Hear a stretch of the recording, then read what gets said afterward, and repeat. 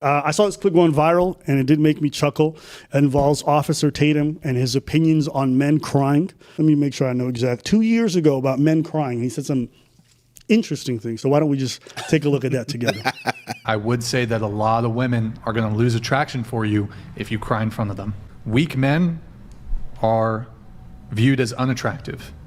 And you can make the argument that crying can be viewed as a weakness. I think that men should not show all of their emotions to women, because women judge men very harshly on that. I would never cry in front of my wife. Really? I just wouldn't. What if your kid died? That's a different thing. I mean, I would try not to cry in front of my wife if my kid died. I'm her foundation. I'm her strong point. Mm-hmm. I'll cry on my own, but if everything is going south, I want my wife to know I'm strong in that situation. I heard a guy say this, is that when my father passes away, which everybody's parent is going to pass away, I'm not going to cry at his funeral. I don't want to cry at his funeral. I want my father to know that I'm strong enough to stand up and have this conversation. I've compartmentalized what has happened. I'm very angry because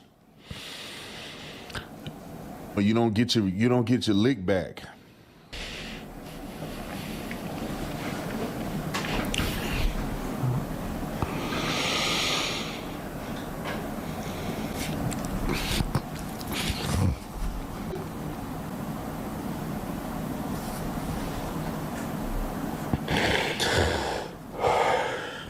This is a sickness of the highest. For me, you suffer. I think you suffer in silence. That's what I think.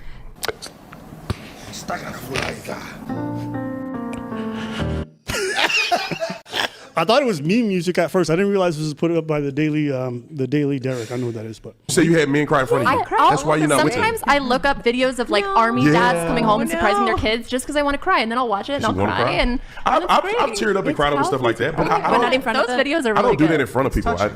Just imagine you going to war and you got the guy on the front line and he crying. Yeah. You're like, oh, wait a minute, dude. We gonna lose this? Or you like my dude? We would do SWAT hits, and some of the dudes they were tough. They were hard around the edge, man. And you don't see them sweat. And it gives everybody encouragement to be like, man, that's the baddest mother. Then that means I need to be bad. Yeah, it's giving gas. White Zaddy, my wife. White Zaddy, what? White Charlie Kirk is my White Zaddy. What? I gotta be a White Zaddy. Yeah, Kirk, my daddy.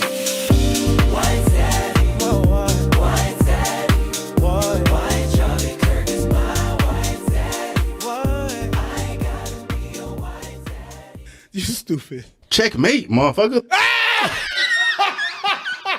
You know what the thing is? Yeah, top. I don't mind that he cries for Kirk. That's not what a problem is. Like, you don't feel safe crying in front of your wife. That's probably the only person I feel safe crying about. That's fine. If you don't, that's okay. Your dad would die, and then you're like, nah, not even he needs to know. He needs to know that I'm strong. Hey, listen, some of you brothers are not. Well, Kirk is saying that you a bitch from heaven. Hey, listen.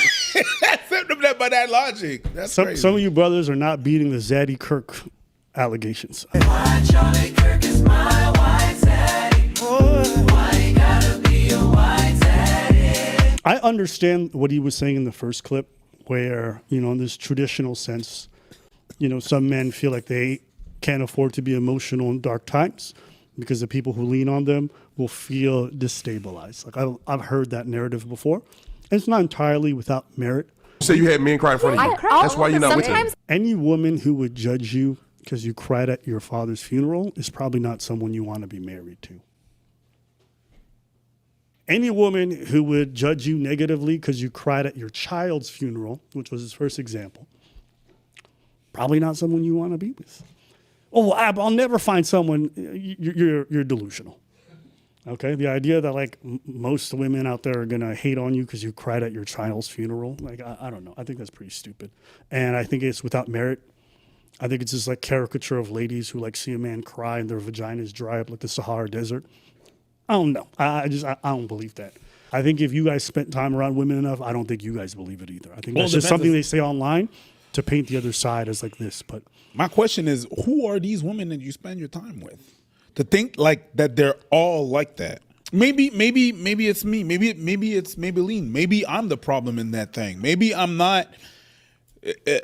I really don't get it. Like, I'm baffled sometimes when I hear you talk about these women that are around you, or it's really just what you see on your algorithm of social media. You need to get out there and touch some grass and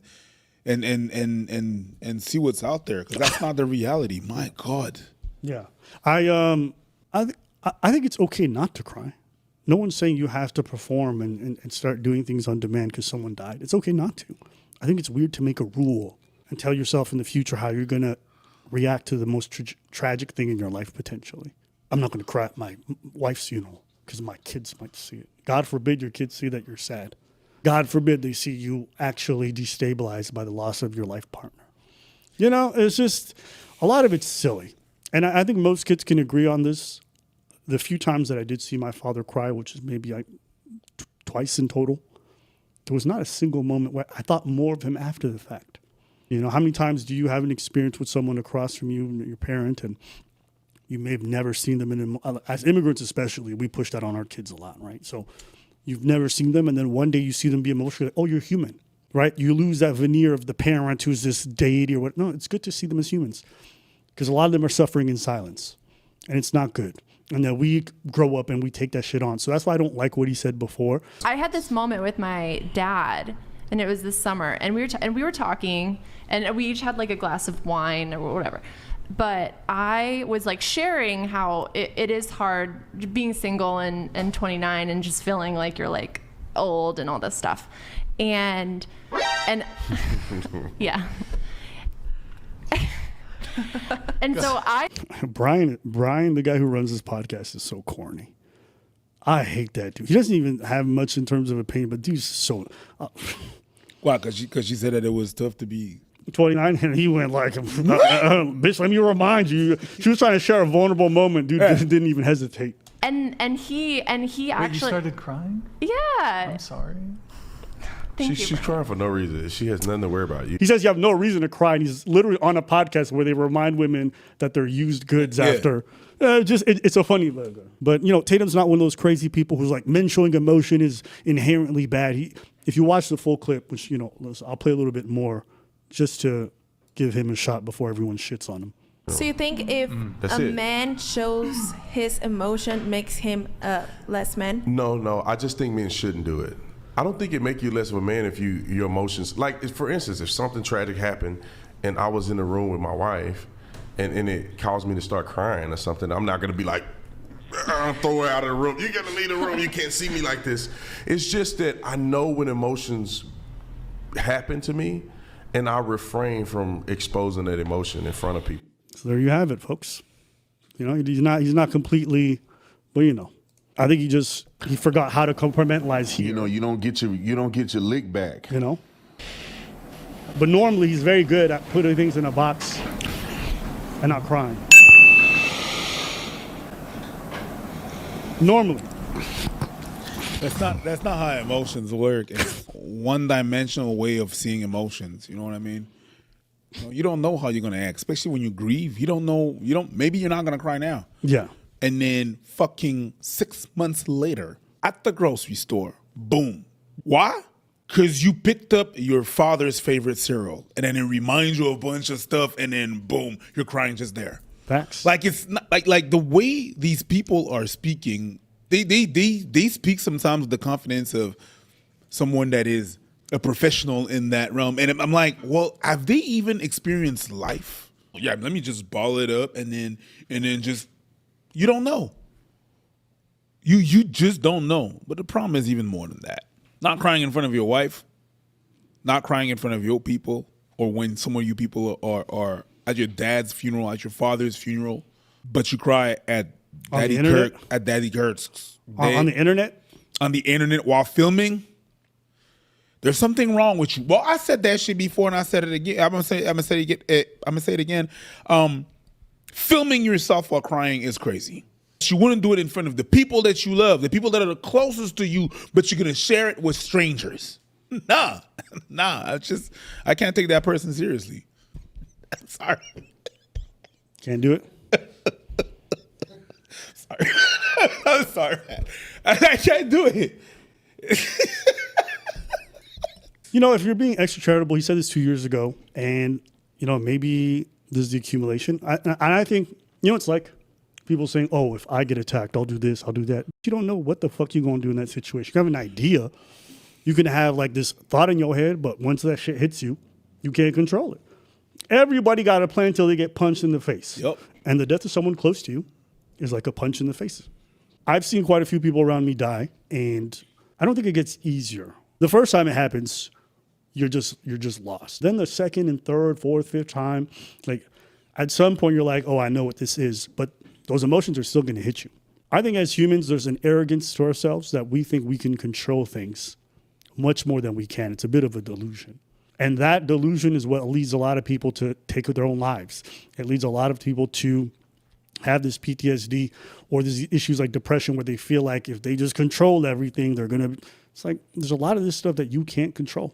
And the sooner you're able to accept that, the sooner you're going to actually have more of a control over the situation itself. Accepting the reality that you can't control something is actually control. Probably a better position of control than pretending you can and having no grip on it. Why? Because when reality hits you in the face and you have zero control, you have the juxtaposition between where your position and what happened. But when a wave of emotion hits me and I'm like having that experience, I'm like, I never had control to begin with. It's a lot easier to get through it. A thing that you could do is block it. Yeah. Right? That's just a reaction to PTSD, right? Death happened when I was really young. It kept happening, and when you're young and you don't know how to you don't know how to deal with that. What can happen is that you block it, and you block that emotion, or you transfer it into something else. So the sadness you don't feel no more because that hurts so much. So you transfer it into anger. Problem is, it catches back. It catches up. It catches up to you the older you are, and the more that you refrain from expressing those emotions, the worse it's going to be when it's going to catch up to you. I don't think it's good for your people around you either. No, it's not good for your people because around you. Because they don't feel safe to also share with you how they're feeling because they don't want to. How many girls do I know who don't want to burden their parents or their family members or even their partners a lot of times with their emotions because of the fact that they grew up in environments where you're just not supposed to. Kids do that with their own parents because their parents are like that. They internalize that and they become like that. So it becomes generational to some degree as well. Like there's other ways of grieving, but I believe that grief is important. You know what I mean? Yeah. I don't think that you necessarily need to cry to grieve. But if that comes and you're trying to block it too much, it's not going to be helpful. I could never imagine loving one of your parents or loving your kids and going through a mourning process without tears. Because like in my experience, the sadness is generally from longing, from the sadness that comes after knowing they're no longer around. And that is overwhelming. So those tears are always a natural reaction to that. Now, some people may be built different. Maybe you cry a lot less than others, but not at all. I believe that the not at all thing is a possible thing. I think it's possible. Everybody live their griefs differently. Sure. So